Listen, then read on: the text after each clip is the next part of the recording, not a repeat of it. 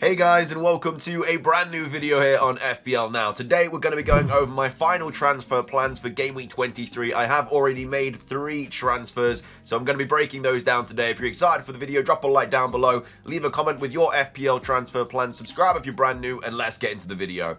So, starting things off, I'm going to be going over my team first, and then we're going to be talking about transfers. Any more that I might be making this week. I have already used 3 so far, and that is just simply because of price changes and stuff. I would have been locked out of these moves by, I think, 0.1 if I hadn't made these transfers on, I think it was like Wednesday night or something like that. But either way, we'll go over the goalkeeper and the defenders first. So in goal, we do have Raya. I did decide to keep him. I didn't go with Alisson in the end. I just thought that the Arsenal fixtures were just too good to get rid of both my Arsenal defenders for. And I didn't really fancy the double Liverpool defence from a, from a defensive standpoint for the double in Game Week 24. I feel like Everton and Bournemouth away are both pretty tough fixtures, and I think they could easily concede in both of those games. So I think that just one defender would have been enough. So that's the way I've gone. Might blow back in my face, who knows, but I decided to kind of go that route. But I did want to get rid of Raya as well. There are other goalkeeper options that I could have easily gone with, like a Pickford or something, or obviously Alisson. But even though Arsenal's clean sheets have dried up a little bit, the fixtures are going to change, barring that City at home game, which could easily just finish 0-0. You never know. But yeah, I wanted to keep at least one defender for those fixtures. So I decided to keep Raya. My first transfer though was Gabriel out for Trent. Had to make this move, otherwise I would have been priced out. Trent did go up, I think on like Wednesday night. Might have been Wednesday or Thursday. I think it was Wednesday night.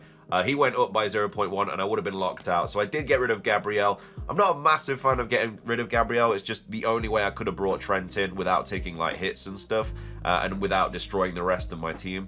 And I'm okay with it. You know, I've got Trent now. I've got him for the really good fixtures. I want to say I got away with it not having him, but I don't think I really did. He did get a 15-pointer and an 11-pointer.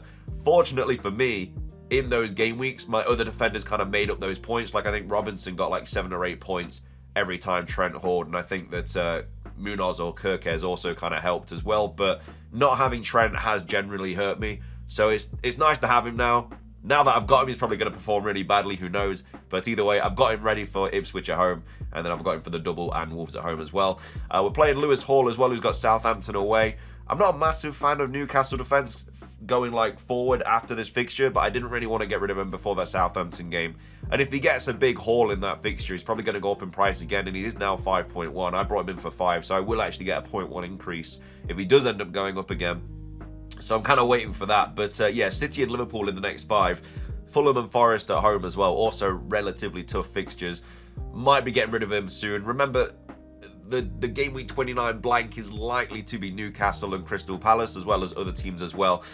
So I do need to start offloading Newcastle and Palace players. Again, there's a long time until that. We're only in Game Week 23.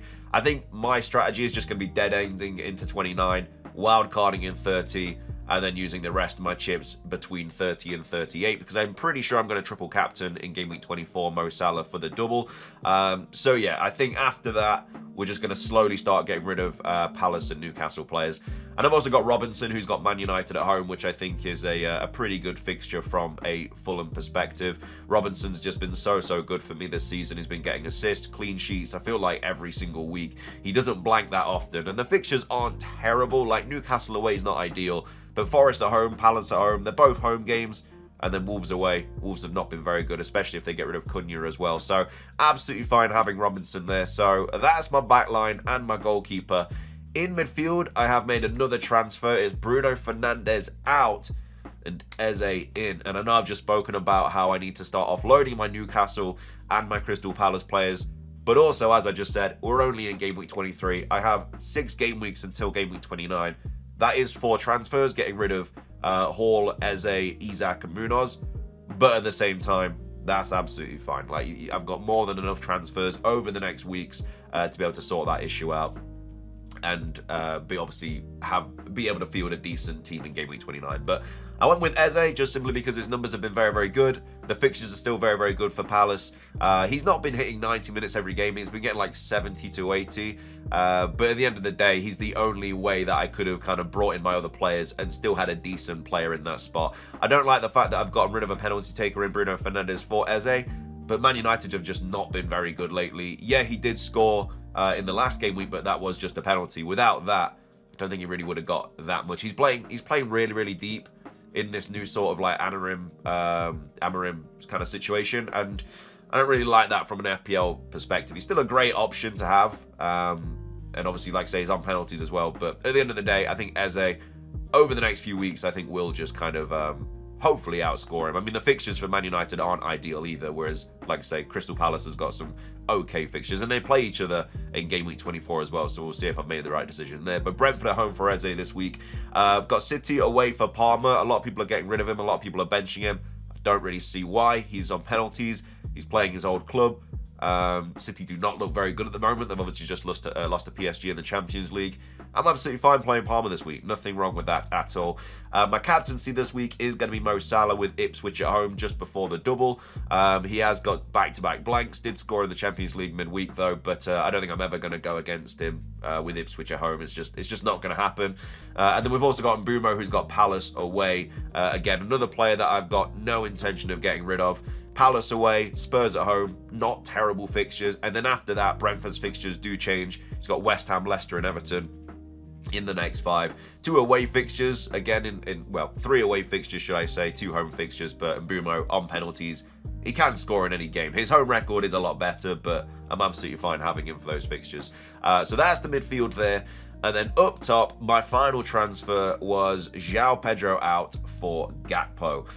So he completes my lineup with Wood and Isak on either side of him. So I have lost 2 penalty takers in João Pedro and Bruno Fernandes for Eze and Gakpo, but I'm kind of just playing the fixtures. Worst comes to worst, I can always get rid of Gakpo for a different striker. He is 7.5. He might go up a little bit more before the double and stuff, especially if he scores against Ipswich. So hopefully we'll make a little bit of money in him, and then we can always downgrade him to somebody else if need be when the fixtures maybe change a little bit for the worse. But yeah, I just wanted to go with 2 attackers over 2 defenders. I just feel like the fixtures that they've got are just better from an attacking standpoint in the double. So that's why I've gone Gakpo.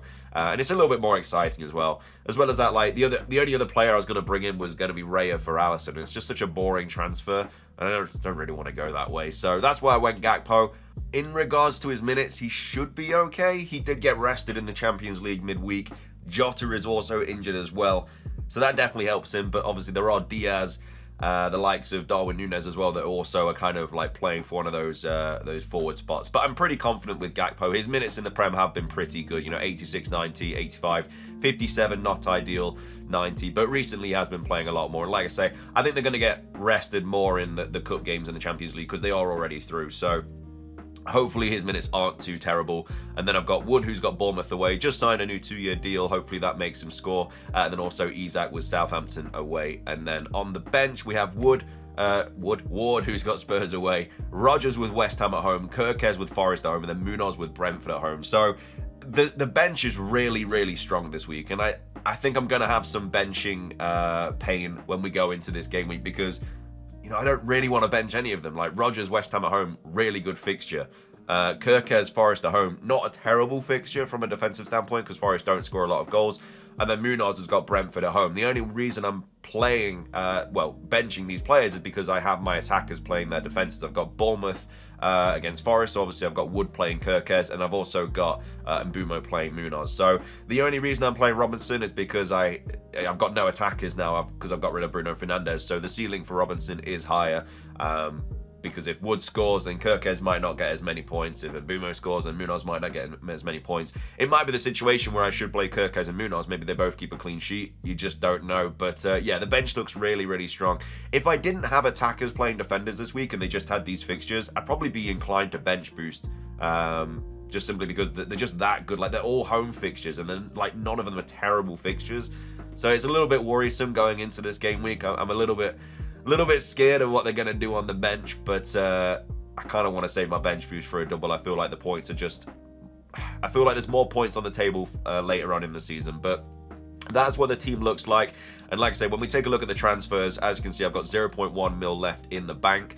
I am recording this before any sort of press conferences, so if anything does come out about Eze, Gakpo or Trent, absolutely screwed. But I do have a pretty strong bench regardless, so I can just play someone instead. But it will be a little bit annoying if one of my players that I've brought in, is injured. But yeah, as you can see, 0.1 mil in the bank. I've got 0 free transfers now. Had to make those transfers because I would have been 0.1 off, because I think both Gakpo and Trent went up Wednesday night, and that's why I had to make, because I would have been 0.1 off. So that's why I made the transfers early. I never like making transfers early, and also 3 transfers in one go is kind of just weird, because now I've got 0. So it's one of those things, but I'm just going to be saving transfers now, because next week we should be fine, because obviously the big double, and then I can just keep saving transfers until, like, something goes wrong, or I just start dead ending my team into game week 29. But anyway, I hope you guys enjoyed the video. If you did, drop a like down below, leave a comment. What are your FPL plans this week? Subscribe if you're brand new, and until next time, peace.